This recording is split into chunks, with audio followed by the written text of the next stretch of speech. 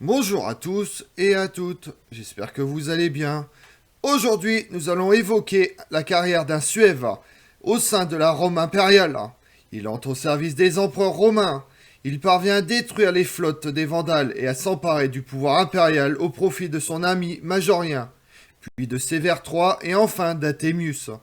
En 472, il marche sur Rome, qu'il dévaste et fait égorger Athémius pour donner sa place à un nouvel empereur, Olybrius. Vous voulez en savoir plus sur Récimer?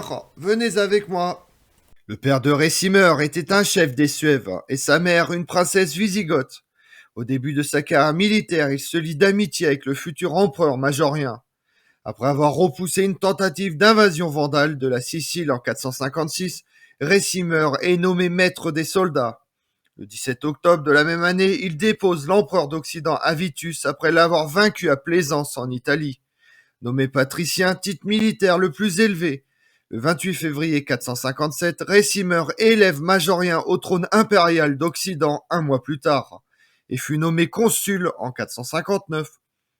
Mais Majorien ne se laisse pas dominer et entend bien restaurer l'ordre dans l'Empire romain. De retour en Italie après l'échec désastreux de sa campagne contre les Vandales, il tombe entre les mains de Récimer le 2 août 461. Il est déposé et exécuté 5 jours plus tard. Les guerriers 1 viennent d'Asie, apparaissant pour la première fois dans des écrits vers 160-170 après Jésus-Christ. Mais leur réelle incursion en Europe commence seulement à la fin du IVe siècle. Ils vont en direction de l'ouest de l'Europe et deviennent les maîtres des steppes de l'Europe orientale.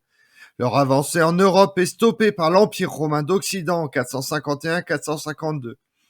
Et la mort d'Attila va avoir pour résultat le repli jusqu'à leur disparition de l'histoire. Ils n'ont jamais atteint Rome, mais sont en partie responsables de la destruction de l'Empire romain d'Occident, car ce sont les Huns qui ont poussé les autres peuples barbares en plein dans le territoire romain. Ils sont donc en grande partie responsables de ce qu'on appelle communément les grandes invasions barbares, et donc portent indirectement et directement la responsabilité de la chute de l'Empire romain d'Occident. L'instabilité causée par des usurpateurs dans tout l'Empire occidental a aidé ces peuples dans leur conquête de territoire et de pouvoir. Au cours des 20 prochaines années, plusieurs empereurs occidentaux ont été installés par Constantinople, mais leur autorité est illusoire. Les détenteurs sont les commandants barbares, comme Récimer de 456 à 472. Majorien est le dernier empereur romain à vouloir diriger et faire campagne en Gaule et en Espagne en 458-460 pour restaurer l'ensemble de l'Empire, avec l'aide du général Aegidus, avant d'être déposé et assassiné par Récimer qui le voyait comme une menace pour son propre pouvoir. Cependant, en 460, le contrôle impérial est limité à l'Italie et au sud de la Gaule.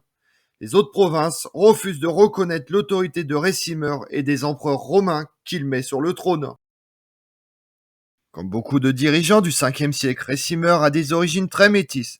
Son père est un noble du peuple des Suèves, sa mère une princesse wisigothe.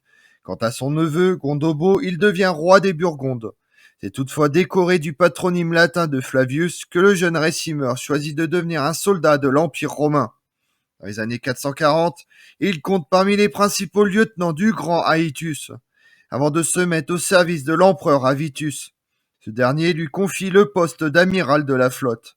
À l'automne 456, Récimer abandonne Avitus, satisfaisant grandement Constantinople.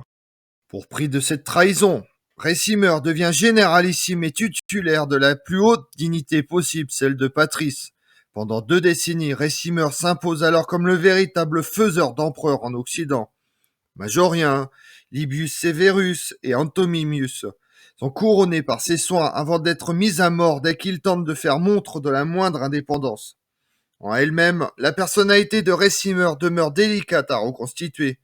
Comme les aristocrates romains, il semble apprécier les honneurs traditionnels et la visibilité. À ce titre, il finance la construction d'églises, se fait attribuer le consulat en 459 et épouse une princesse romaine. Toutefois, Récimer ne cherche jamais à se saisir du titre impérial. On a parfois prétendu que ses origines barbares lui interdisaient de nourrir de telles espérances. D'autres demi-barbares, comme Odoacre, parviennent pourtant à la pourpre sans jamais que cela ne pose de véritables difficultés. Il est vrai que Récimer est un chrétien de confession arienne. Comme les Goths, les Burgondes, il professe une subordination du fils au père, au sein de la trinité de cette doctrine, jugée hérétique pour la majorité des Romains, pourrait le disqualifier pour le poste suprême, mais son refus de se saisir de la pourpre impériale a sans doute d'autres motivations. En effet, depuis le début du 5e siècle, le contrôle effectif de l'armée est devenu préférable au titre impérial, honneur prestigieux mais désormais vidé de son contenu. Cette perte d'importance est d'ailleurs illustrée par la vacance de la fonction entre 465 et 467, années pendant lesquelles Ricimer laisse le trône impérial inoccupé. Il est plus difficile de comprendre pourquoi Ricimer n'assume pas un titre royal, comme le font la plupart des commandants germaniques au 5e siècle. Petit-fils d'un roi des Visigoths, parent d'un roi des Suèves et des Burgondes, il pourrait sans difficulté revendiquer une couronne germanique. Le patrice Ricimer est-il trop romain pour se satisfaire d'un titre barbare? À moins que l'armée d'Italie n'ait été si composite que son chef a été en peine d'y trouver une ethnicité unique. Odoacre aura bientôt du mal à dire de quel peuple il est le roi. Dans tous les cas, les Occidentaux ne s'y trompent pas et décrivent Ricimer comme le véritable maître de l'État. Or, dans un contexte des plus difficiles, le patrice se montre un dirigeant prudent, ouvert à la discussion avec le milieu sénatorial et dépourvu de tout sectarisme religieux. Sur le plan militaire, Ricimer s'efforce surtout de défendre l'espace italo-provençal qui constitue le dernier bastion de domination impériale directe. Il obtient à ce titre une victoire contre les Alains, puis tente, sans grand résultat il est vrai, de résister aux raids lancés depuis l'Afrique vandale. En juillet 472, Ricimer élimine l'empereur Athémius et le remplace par une dernière marionnette nommée Anicius Olybrius. Le vieux patrice disparaît le 18 août de mort naturelle. Violente, brillante et ambiguë, la carrière de Ricimer illustre un temps où barbares et romains se mêlent au sein de l'élite occidentale. Mais l'Empire romain constitue encore la référence absolue. Comme on l'a vu, Ricimer est un général d'origine suève et wisigothe romanisé.